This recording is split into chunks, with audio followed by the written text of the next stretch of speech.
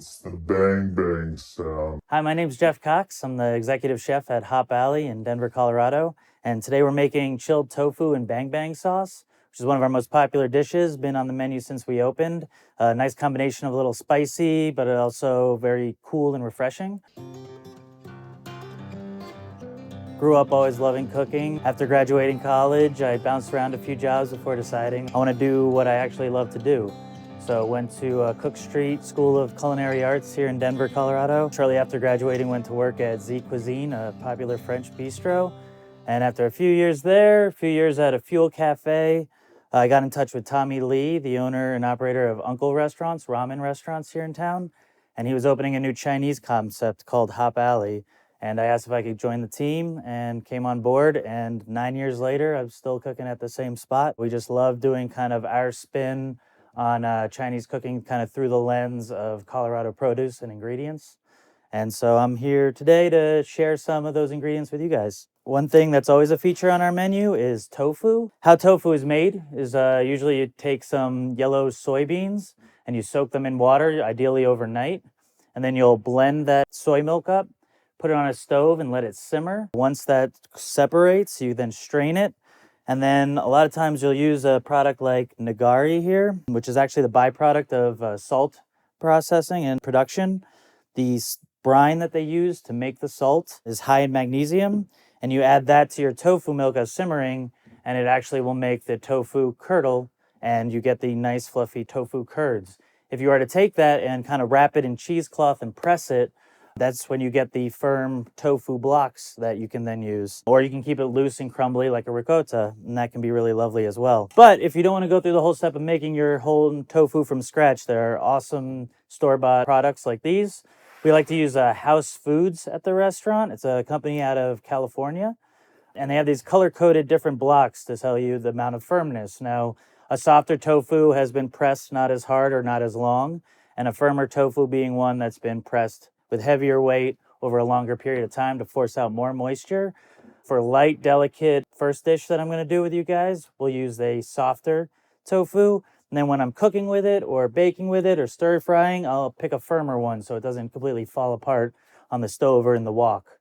What's great about House Foods is they have kind of a number rating system, 1 through 6 in firmness. So here I brought today, we have a number 2 and then a number 4 firmness. A long-held belief of mine was tofu being used as kind of a meat substitute or something that gets added in the absence of something. And I've really come to appreciate and love tofu itself for what it is, the flavor it brings, the textures it brings, and the versatility. It can be applied to savory, to sweet, desserts, and entrees and apps. So let's get started. We are going to start with a store-bought tofu from House Foods. I like to pick a soft one on the scale from 1 to 6 on firmness. We'll see this is at a number 2. So it'll give us a nice creamy mouthfeel and be really nice and easy to work with. First, I'm going to drain off this tofu. Comes packed in water. Sometimes you can even blend this with the water in the packaging, and that can make a really nice batter or dredge for fried foods. The versatility of tofu is pretty amazing once you get into it. And you can cut it any way you want to. We like to do nice thin slices for a nice presentation. Also, though, the way you cut it is also going to affect the mouthfeel and how you kind of chew it. You know what? Actually, I'm going to do something in a different order if that's all right. Yeah. Actually do our smashed cucumber, which is a garnish. Now, smashed cucumber is actually a side dish all on its own in Chinese cooking, but here we've actually combined it with our tofu dish. Take about half of the skin off of the cucumber.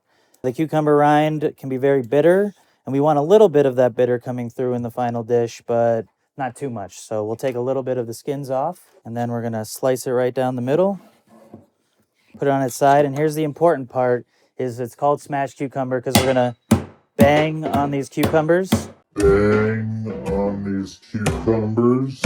Bang on these cucumbers.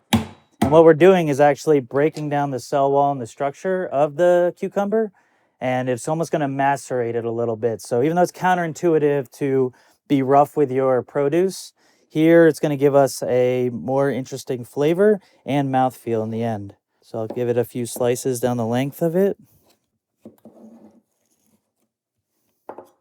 Line that up, and we're just pretty much making little blocks of cucumber.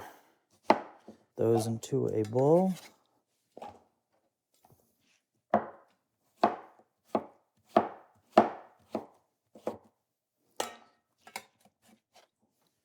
And from here, we will add just a little oil. We have a house blend of a little sesame oil and chili oil, although straight sesame oil will work just fine. Yeah, this is sesame, chili oil, a little soybean oil, and peanut oil as well, actually. But any oil will do. We're gonna mix that up, make sure the cucumber is coated. We actually, for the smashing of it, before seasoning and dressing, at the restaurant, a lot of times we'll even do it the day before and let it hang out in the fridge overnight and start to really break down. You don't want mushy cucumbers, but you want soft, complex cucumbers. But as far as dressing it, there's no too soon or too early to dress it. The longer it sits in the seasoning, the longer it soaks it up, and it'll become really nice. And from there, we have our tofu seasoning mix, equal parts salt, sugar, chili flake, and poppy seed. Take that and really liberally dress our cucumbers. Now right here, you have a dish in and of itself, the smashed cucumber. So now we're gonna slice our tofu. Again, you can cut it any way you like, but I like to go with 10 thin slices. 3.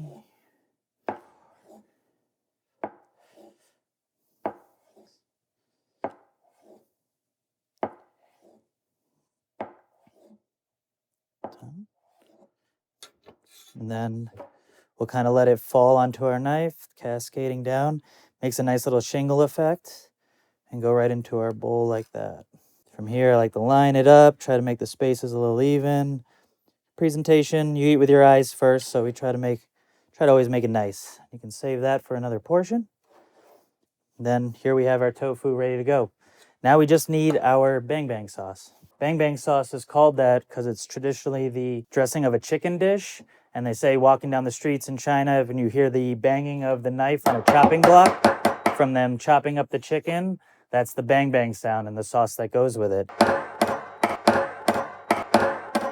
That's the bang bang sound. So now we have our Vitamix blender. Any kitchen blender will do. We'll start out with some sesame paste. I love the Li and Hao brand, Chinese brand of sesame paste. We just put a few tablespoons of that in. And then following that, we have Chinese black vinegar, often called Changkang vinegar. Put that in. Light soy sauce. A little bit of that. And then some sugar to kind of balance everything out there.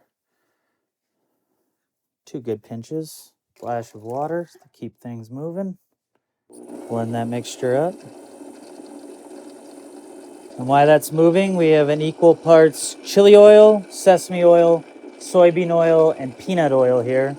And we'll drizzle it in slowly to make an emulsification. So basically, as thin a stream as you can drizzle in without it running down the side of your measuring cup. And as we're going, I like to increase the speed a little bit.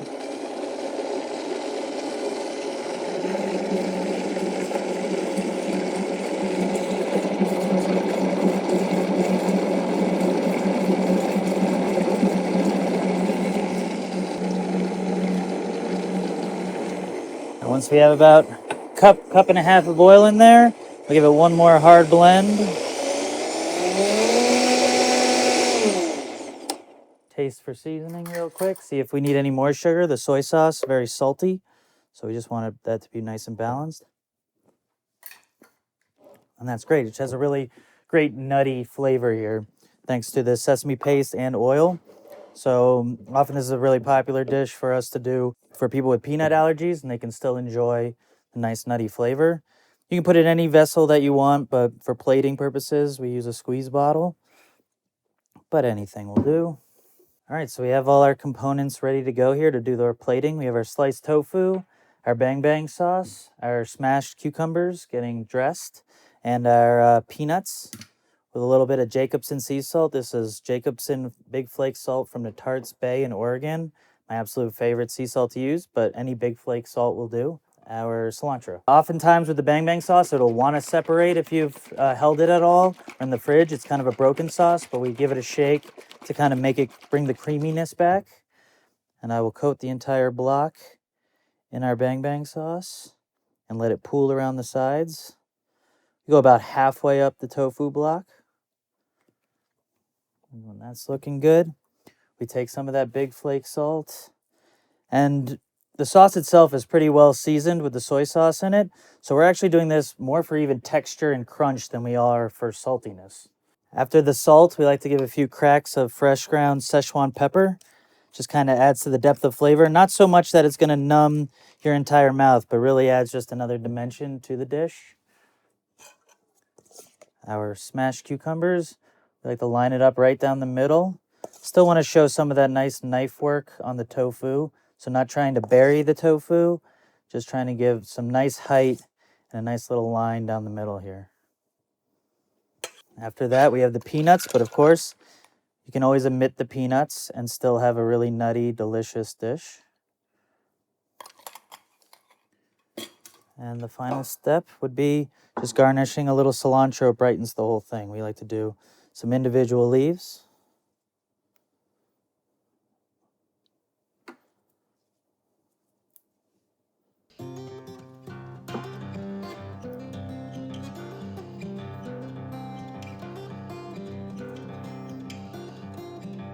And there you have it. Very simple, refreshing, but great dish. Our chilled tofu in bang bang sauce with smashed cucumber.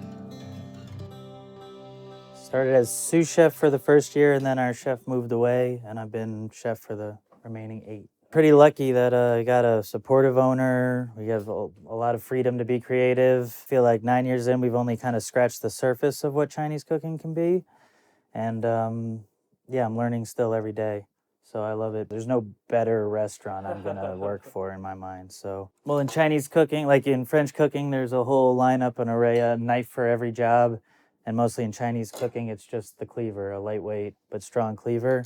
And you can do almost anything you can with an array of knives with this, including things like smashing. My favorite part is a built-in bench scraper. So anytime I slice something, it's just scooping. So you can buy good chili oils. We make it our own in the restaurant. It's just, there's all kinds of different recipes, lots of different ways you can do it, a lot of different spices, but we just do garlic, chilies, and oil, and that's it, and let it simmer for a long time, buzz it up, and then strain it when we don't want the crisp or the solids in it.